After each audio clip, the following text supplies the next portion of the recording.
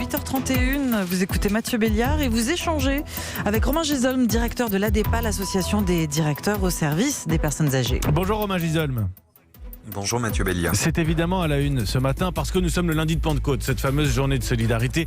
Alors on a expliqué son évolution depuis son instauration il y a 16 ans après la canicule, 15 à 20 000 morts dans le pays. Peut-être que certains ont découvert à l'époque qu'il fallait financer la vieillesse, la dépendance, et nous ouvrons ainsi le débat sur le financement de la perte d'autonomie. C'est finalement ça l'enjeu, Romain Gisolm, avec ce projet, cette volonté de création d'une 5e branche de la sécurité sociale.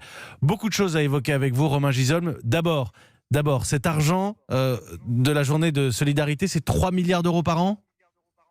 C'est ça, la journée de solidarité rapporte 3 milliards d'euros qui sont attribués à la Caisse nationale de solidarité pour l'autonomie qui va financer des actions en faveur des personnes âgées à hauteur de 2 milliards d'euros à peu près et des personnes en situation de handicap à hauteur d'1 milliard d'euros. Voilà, Olivier qui demandait quel est le bilan chiffré de cette journée pour les EHPAD et comment est réparti cet argent. Voilà pour la réponse de Romain Gisolm à cette première question. Le chantier de la dépendance et la création d'une 5e... J'ai même du mal à vous le dire, Romain Gisolm, parce que ça fait des années qu'on échange, vous, moi, d'autres acteurs, évidemment, d'autres journalistes, sur la création de cette 5e branche de la sécurité sociale. Nicolas Sarkozy dans un premier temps, François Hollande dans un deuxième temps, et voilà que le débat revient. Est-ce qu'on y croit cette fois ? Écoutez, la crise épidémique que nous avons connue a remis sur le devant de la scène l'urgence effectivement d'arriver à rattraper les retards français accumulés depuis 20 ans. Parce que vous avez raison, ça n'est pas propre à ce gouvernement. C'est des retards qui ont été accumulés par les gouvernements successifs. Même nous pouvons penser à celui de Raffarin en 2004, qui déjà promettait un doublement du nombre de professionnels auprès des personnes âgées et qui n'a jamais été effectif. Donc oui, on peut espérer que cette crise, avec les engagements qu'a pris le président Macron, puisse permettre, à l'issue du Ségur de la santé, d'arriver à réformer profondément ce secteur afin d'y redonner du sens et de la reconnaissance. On a besoin de 25 milliards dans les 40 années à venir, c'est ce que me disait l'économiste de la santé Frédéric Bizard à 6h40. Vous confirmez ce chiffre ? Clairement, pour le secteur de l'aide aux personnes âgées, il conviendrait d'engager 10 à 12 milliards d'euros pour permettre d'améliorer là rapidement la situation de l'aide aux personnes âgées, la situation également de soutien aux familles et puis la situation des conditions de travail des professionnels. C'est en cela qu'il conviendrait que l'État, dans son plan de relance annoncé par Bruno Le Maire de 100 milliards d'euros, consacre à peu près 5 à 6 milliards d'euros immédiatement, à la fois pour permettre cette relance parce que ce serait créer des centaines de milliers d'emplois dans ce secteur d'activité et commencer à préparer l'avenir effectivement pour l'améliorer. Alors j'entends ce que vous dites et commencer à préparer l'avenir. Pardonnez-moi, ça veut dire que cet argent dont vous parlez, ce serait déjà pour écoper, passez-moi l'expression, pour répondre à l'urgence. Ça n'est même pas le chantier d'avenir.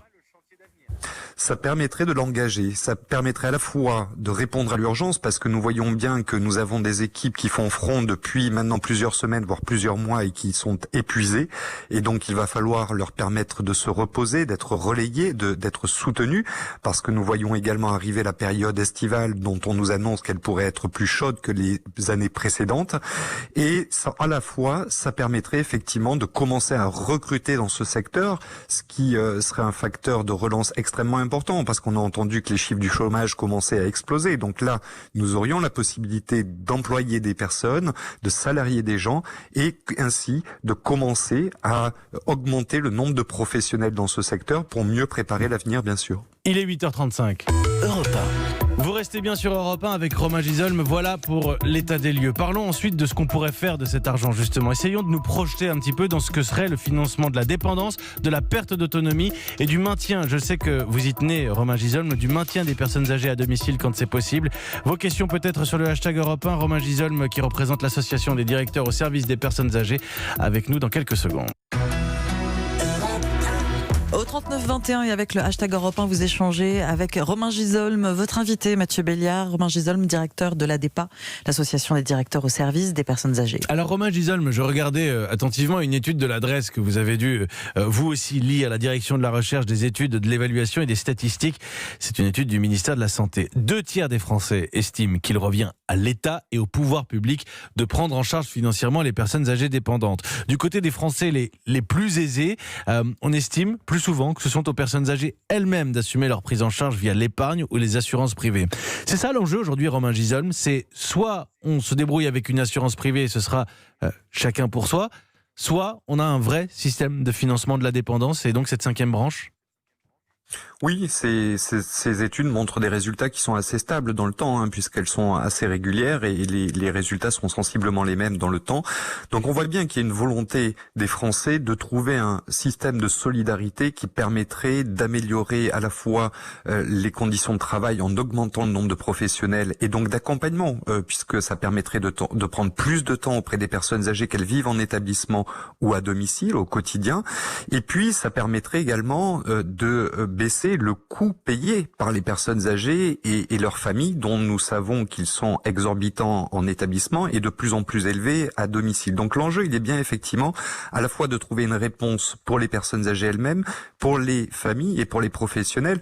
C'est absolument indispensable de toute façon de trouver ce financement dont on voit bien qu'il peut y avoir effectivement plusieurs pistes. Alors s'agit-il, comme on en a parlé en 2003 après la canicule, s'agit-il de financer les EHPAD ? Je voyais la question d'Annie sur le hashtag Europe 1 qui nous dit pourquoi, elle vous est adressée cette question, Romain Gisolme, pourquoi est-ce qu'on parle toujours des EHPAD, des maisons de retraite, des établissements de soins, alors que la vraie solution d'un point de vue humain comme économique, la plus intéressante, c'est le maintien à domicile ? La vraie solution, elle est de repartir des personnes elles-mêmes. Toutes les politiques vieillesse ont été construites autour de réponses aux seuls besoins premiers, les besoins physiques, se nourrir, s'habiller, se soigner. Pour autant, nous considérons les personnes âgées comme des malades et c'est de cela qu'il faut sortir. Il faut permettre de trouver un système de solidarité qui parte des personnes et qui commence par les considérer comme des concitoyens à part entière. Et donc, oui, il faut répondre mieux à ces besoins premiers, mais surtout, il va falloir trouver des systèmes qui permettent de répondre à leurs attentes pour leur permettre de continuer à être des concitoyens comme les autres et donc d'exercer leurs droits. C'est en cela qu'il va falloir passer de politiques vieillesse à des politiques de l'autonomie pour permettre à ces gens d'être soutenus dans leur autonomie et continuer à se réaliser autant qu'ils puissent le faire. Ça veut dire qu'effectivement, il va falloir développer différentes solutions. Et d'ailleurs, si nous écoutons les personnes âgées et les Français, nous entendons que les gens veulent vivre à domicile. Pas forcément dans un domicile individuel, mais dans une forme de domicile. Et donc, c'est en cela que nous pensons qu'il va falloir transformer les maisons de retraite pour qu'ils deviennent des domiciles regroupés et que nous ayons ainsi une palette de propositions, des domiciles individuels avec un accompagnement suffisant et autant que de besoin si les personnes veulent vivre dans des domiciles individuels, mais aussi des domiciles regroupés s'ils préfèrent vivre avec un accès à des services facilités, etc. Désolé d'être terre à terre, Romain Gisolme, mais lequel est le plus économiquement intéressant entre le modèle EHPAD et le modèle à domicile ? Tout dépend ce que souhaite la personne. Économiquement, tout est tenable. C'est une question d'investissement. Vous savez, à chaque fois, ce secteur est pensé comme un coût et une dépense. On ne voit jamais que les personnes âgées, qu'elles vivent à domicile ou en établissement, sont des consommateurs comme les autres. Donc, ils créent de la richesse. Et puis, dans ce secteur, à chaque fois que vous investissez de l'argent, vous créez de l'emploi. Ça veut dire que vous créez de la richesse, vous créez également des cotisations sociales qui permettent également de financer le système.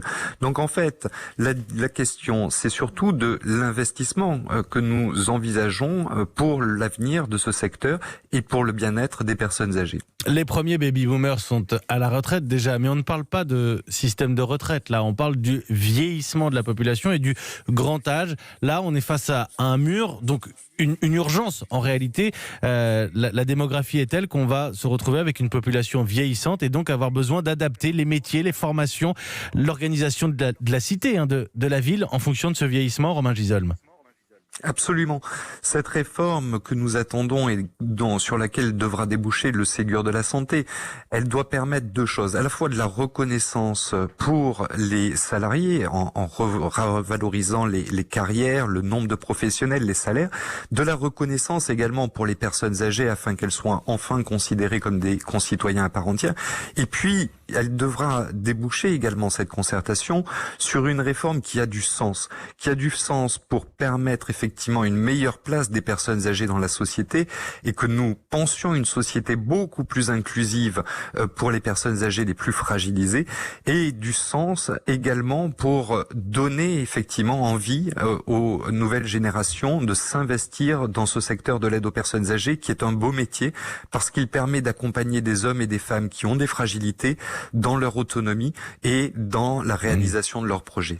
Romain Gisolm, avant de terminer, je voudrais simplement profiter du fait que vous êtes à l'antenne avec nous sur Europe 1 pour faire un petit point. Quelle est la situation aujourd'hui ? Et là, je change de sujet, je reviens à la crise du coronavirus. Quelle est la situation aujourd'hui dans les EHPAD ? On sait que les personnels ont beaucoup travaillé dur justement pour assurer au maximum la santé des résidents. Où en est-on au moment du déconfinement phase 2 ? La situation reste difficile. Elle reste difficile parce que l'épidémie est toujours présente. Elle reste difficile parce qu'aujourd'hui, comme je vous le disais, nous sommes avec des équipes qui sont épuisées, voire certains professionnels en burn-out. Et puis difficile parce que nous attendons une période estivale dont nous pouvons redouter qu'elle soit plus forte que les années précédentes. Vous vous inquiétez d'un croisement Covid-canicule ? Absolument, et puis on voit bien qu'il y a des interrogations sur l'opportunité d'utiliser les climatisations, les ventilateurs dans une situation de Covid, donc nous sommes vigilants à cela, et c'est en cela que nous attendons que... Attendez, Romain Gisolm, excusez-moi qu'on comprenne bien, pendant la canicule, vous n'utiliserez pas des ventilateurs et des clims ? Nous ne le savons pas encore, puisque des questions se posent et des études sont en train d'être réalisées pour voir dans quelle mesure, effectivement, tout cela peut être utilisé correctement. Et c'est en cela que nous attendons de l'État et du ministre qui annonce vouloir aller vite et fort, qu'il puisse très rapidement débloquer des crédits pour que nous embauchions pour soutenir les équipes qui vont avoir besoin de repos, et puis que nous embauchions parce que s'il y a des difficultés à utiliser des clims et des ventilateurs, il va falloir des bras pour hydrater les gens, pour les accompagner pendant la période estivale, et donc c'est en cela qu'il faut engager ce plan de relance très rapidement.